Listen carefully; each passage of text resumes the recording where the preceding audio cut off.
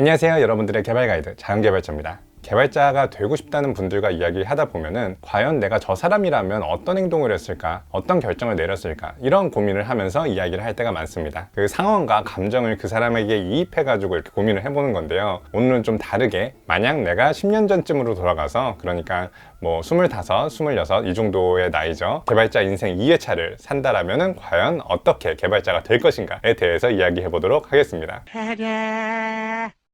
대학을 갓 졸업한, 정확하게 말하면 전 대학을 졸업하지 않았어요. 대학 4학년을 다니다가 나왔는데 개발자가 되고 싶은 사람이야. 그때의 기분을 만끽하기 위해서 그때 입었었던 옷도 입고 왔습니다. 10년 전쯤에 저는 아직 대학을 졸업 안 했죠. 대학을 졸업 안 했는데 한국에서 개발자가 되고 싶은 개발자 지망생이라고 생각하시면 됩니다. 개발자 2회차긴 하지만 밸런스를 위해서 지금 가지고 있는 개발 지식은 하나도 없고 인맥도 하나도 없다라고 생각하시면 되겠습니다. 학교에서 개발을 배우고 과제를 한 것 수준이에요. 그리고 저희 대학교에서는 자바를 배웠지만 자바를 가지고 할 수 있는 스프링이라든지 안드로이드라든지 이런 플랫폼이나 프레임워크는 전혀 사용하지 않았어요. 그냥 순수하게 언어에 대해 공부했고 전공 과목을 들었던 수준. 포트폴리오도 하나도 없고 어떤 회사에 들어가도 당장 일할 수 있는 상태는 아니에요. 자바를 배웠다 하더라도 실무에선 써본 적이 없어가지고 도대체 인터페이스라는 건 왜 필요하고 상속이라는 거는 클래스 여러 개 만들면 되는데 왜 필요하냐, 약간 이런 정도의 수준이라고 생각하시면 되겠습니다. 저는 그때 대학도 졸업하지 않았지만 아주 좋은 개발자가, 멋진 개발자가 되고 싶은 열망에 사로잡혀 있었기 때문에 스타트업, 서비스를 만드는 스타트업에 역시 들어갈 것 같고요. 그 중에서도 보통 개발자라 하면은 백엔드냐 프론트엔드냐 요거를 결정해야 될 텐데, 저는 사실 두 개 다 좋아요. 백엔드도 그만의 재미가 있고 프론트엔드도 개발의 재미가 있고, 천상 개발자인지는 모르겠지만 어쨌든 둘 다 재밌는데, 초보 개발자가 취업을 하고 회사에 들어갈 때에는 저는 프론트엔드가 좀 더 가능성이 높다라고 생각을 해요. 요즘 프론트엔드는 웹이나 안드로이드 앱이나 iOS나 이렇게 보통 서비스에서는 나뉘잖아요. 이 중에서 저는 웹은 안 할 것 같아요. 왜냐면 웹은 지금도 해보고 있는데 되게 어려워요. 그래서 안드로이드는 해봤으니까 아이폰 개발자가 될 것 같아요. 사실 아이폰이 개발자 구하기가 매우 어렵다는 소문을 많이 듣습니다. 한국에서는 대부분 안드로이드 폰을 사용하잖아요. 하지만 어떤 서비스를 만들 때 안드로이드 폰을 많이 쓰니까 안드로이드만 만들고 아이폰은 안 만들어야지, 이런 경우는 거의 없잖아요.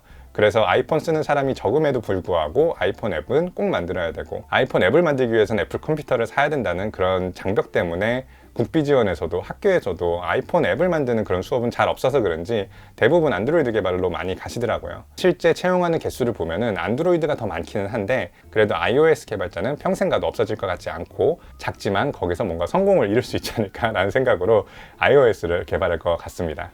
iOS 앱을 만드는 프론트엔드 개발자가 되기로 마음먹었으면 뭘 공부해야 될지가 확실히 나오죠. 무조건 스위프트를 공부하면 됩니다. 얼마나 간단합니까? 이제 스위프트만 죽어라 파고 iOS 앱만 만들면은 나는 개발자로 취업을 할 수 있을 것이다 라는 것을 이렇게 박아놓고 이것만 무조건 할 겁니다. 공부하는 방식은 학원을 가거나 국비 지원을 가도 좋기는 한데, 스스로 공부하는 게 좀 더 저의 성격에 맞기 때문에 아마 스스로 공부하는 걸 시도해 보려고 할 거고요. 제 스스로 공부 안 하고 맨날 게임만 하고 놀러만 다니고 잠만 잔다 라고 하면은 바로 학원을 끊을 겁니다. 그리고 학원을 다니면서 나름의 어떤 네트워킹을 하는 그런 시도를 할 거예요. 개발자 모임 같은 데 찾아가서 사람들을 만나고 이야기하면서 어떤 회사가 좋아요? 얼마나 연봉 받을 수 있어요? 저 혹시 데려갈 데 없을까요? 약간 이런 것들을 물어보면서 기회와 업계 분위기를 좀 파악하는 시간을 가질 거예요. 그리고 여기서 중요한 게 1년이고 2년까지도 저는 취업하지 않고 공부할 자신이 있습니다. 웬만하면은 취업을 하지 않을 거예요. 정말 내가 가고 싶은데, 좋은데라고 생각하지 않으면은 안 들어갈 겁니다. 다른 많은 분들께는 빨리 취업을 하세요. 취업하셔야지 회사 내에서 공부도 할 수 있고 경력을 쌓을 수 있습니다 라고 이야기하긴 하지만,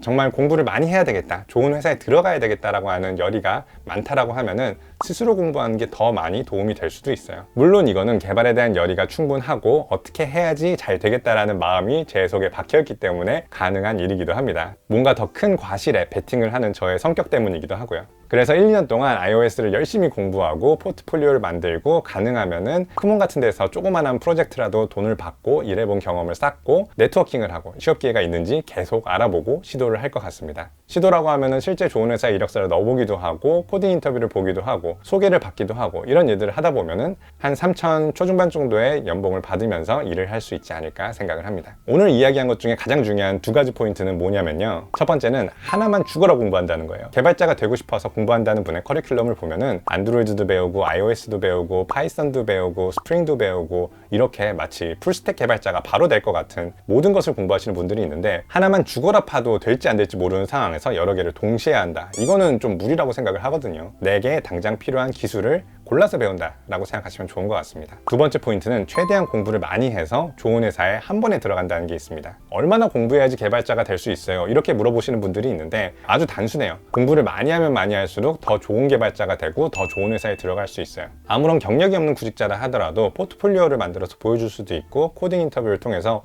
어느 정도 실력이 가늠이 될 수 있기 때문에 회사 입장에서는 당연히 조금 더 나은 개발자를 선별해내고 월급도 더 많이 주고 데려가려고 할 거예요. 야망이 있으시고 집념이 있으신 분이라면 조금 더 개발을 공부하는 기간을 늘리셔서 더 좋은 개발자가 되시고 그 다음에 더 좋은 회사로 들어가시길 바라겠습니다. 너무 쉽게 말했나요? 이거는 뭐 저의 상상력이기도 하고 저의 성향이기 때문에 사람들마다 많이 다를 수 있어요. 근데 다른 사람 입장에서 그 사람이면 나는 어떻게 해야 될까 고민을 하다가 제 입장에서 이렇게 속 시원하게 말하니까 마음이 너무 편하네요. 다른 사람 입장에서 말하는 거는 굉장히 조심스럽고 그 사람의 말을 많이 들어주면서 감정이입을 해야 되거든요. 근데 이게 쉽지 않을 거라는 것은 알고 있어요. 저도 지금 안드로이드 개발자인데 iOS 개발을 하고 싶다 하더라도 감히 쉽게 시도를 못해요. 그리고 최근에는 플루터를 공부한다고 다트도 보고 그 플루터로 앱을 만드는 걸 해봤는데 생각보다 힘들어요. 이게 안드로이드로 만들면 말았지 새로운 걸 만든다라는 것은 되게 부담이 되고 힘든 일이긴 해요. 그래서 1년이고 2년이고 모든 걸 투자해가지고 공부를 해야지만 어느 정도 능력 있고 당장 쓸 수 있는 개발자가 되는 것은 맞는 것 같습니다. 여러분들도 스스로 준비를 많이 하셔서 내가 어떻게 공부해서 어떻게 개발자가 되겠다, 이러한 인생 플랜을 한번 만드시고 개발 공부를 시작하시길 바랍니다. 감사합니다. 작은 개발자였습니다.